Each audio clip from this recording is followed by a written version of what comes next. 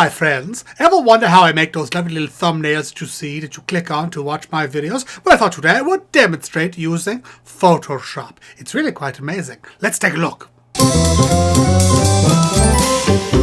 Okay, the first thing I do is I look in my Outputs folder and I find the video that I want to make a thumbnail about. And I open it up in QuickTime. And then I just scramble through it to try to find a good frame. This is my friend Melissa Friedman. She's pretty good. I think that's a nice frame right there. Okay. Then I go Shift Apple 4. Okay, that gives me this. I can drag this and take a picture. Or I can hit the space bar. It gets a camera. Click. And then I have taken a screenshot. Okay. So now I go to my desktop. I can hit the space bar and I can preview the screenshot. You know you can space bar anything. And it opens in a preview like that, you see? So we take that one right there. Okay, that's a pretty good screenshot. So I just take that, drag it over here to Photoshop, which is very useful. Okay, now I kind of want to get rid of this background, just cut it out. So I use the magnetic lasso, you see. So you just take the magnetic lasso like this and just run it along the edge. You can click it once in a while to, you know, kind of lock down a point. Go around my hair here, my beautiful puffy hair. The ladies love my hair. They always touch it, you know. It doesn't have to be perfect. It's just a thumbnail, you see. Get here to go click, click. Draws a straight line across there. Now, check this out. If I click this button over here, it shows me my selection. Now I can see there are places like over here where it's messed up. So I can take the brush and just color in red what I don't want, just like that, see? I can take the eraser. I want a bigger eraser. I can go like that. And take the brush and get rid of the rest. You could be really finicky about this stuff, but you don't have to be. So that's our rough thingy, okay? Our selection. We click this again, it turns back into an ant trail. Now here's the magic part. Make sure this is a layer and not a background, which is layer 0. I select that layer, click this mask here, and it cuts it out just like that. Looks a little rough around the edges, but I can take my softening tool, and you see I'm just drawing on the mat. When you're drawing, you're either drawing on the picture or on the mat. I want to draw on the mat. So I take my softening tool, I go around the edge, and I just soften the edge of it, you see? It just makes it so much better. Right? Makes it just blendier. And I see like a thumb here, this is messed up. I can take my eraser again, and I can erase that extra bit, just like that. Now if I hope I erase, oh, I erased a thumb, what am I going to do? It's okay, take the brush back, and I can just paint back in, because I'm only painting the mask back in, you see? Okay, now I got that all cut out. I've already got another thumbnail here that I've already opened up. It's the right dimensions. So I click the V, and I can drag this cutout picture right in here over Hans. Okay, looking good. I can just stretch it around a little bit. I think I may be going to tilt it a little bit. So I can drag it like that. Lovely. Okay, now I want to get rid of the flag, get rid of the picture of Hans. Then this bit of text that's there. You know what? We start from scratch. I'm just going to delete this. I'm just going to turn this off. Letter T, and I say emotional intelligence. Okay, that's pretty big. It's too big. I want to make it left justified so I see it all.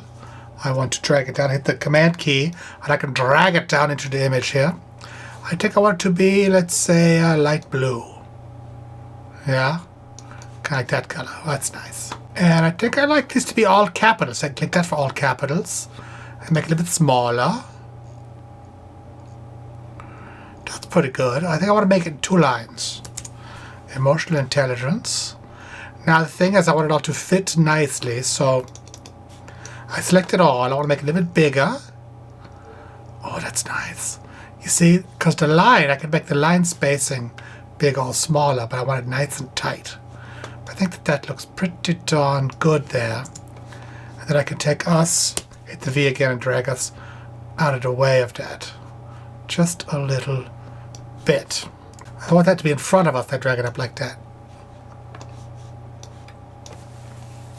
Okay, I add a layer right there. I want to put something in there. I want like an image, I could do a color. I hit the grad and I can take whatever color I want, and I can do a graduated thing. Oh, that's terrible. I could just do a simple like foreground to background thing like that. Boring. if that was pink though. Okay, well let's find something for the background. Let's go to Safari, to the internet, and we'll just type in brain. I'm picturing like a landscape of a brain. So you click images, and you get all the images of the brain. I want something big though, so under search tools, I'm going to go size large. And let's see. That's a good looking brain there. Click on that, it gets big. Wait for it to get totally crisp looking. Okay. I take it, drag it right off of there into Photoshop. Now you might want to concern yourself with copyright and whatnot, but who knows. So let's see, if I take that, all of it, and Apple C to copy it, I can close the window, and then I'm going to paste it, Apple V, right here. Then Apple T to transform it. So I want to make a big brainy backdrop like that. Enter. It's gross though, because it looks really gross. So here's what I'm going to do. For that layer, I'm going to go Image, Adjustments, Desaturate. So it's black and white, right? Then I'm going to go Levels, and I'm going to make it all kind of grayer. Sort of like that, right? Okay, good. Then I want to colorize it. Go Image, Adjustments, Variations. Variations is so great. You can make it more yellow or more red. You see, it's set for fine. I can make it sort of medium. I kind of want it to be pink, like bubblegum. Just like that, see? So I say, okay, now it's pink and lovely. I want this emotional intelligence to show up. So I click on that, and I'm going to do a stroke around it. See the layer emotional intelligence, I choose FX, I choose stroke, and it'll make a line around it. And then you see here, it's 4 pixels wide. I can dial that up to make it more pixels wide. I think I want it to be about like that. That's pretty good. I'm going to just adjust it, Apple T to transform. A little bit smaller. And I want it to give my young friend here credit. So I'm going to say, with Melissa Friedman. Well, that's not good. So I got to select all. I want to make it center justify here. I want to make it white. I want to make it smaller. So it's Apple T. Sort of like that. I want to make the width smaller now. So use the text tool again. Select just that. Just make the text smaller like that.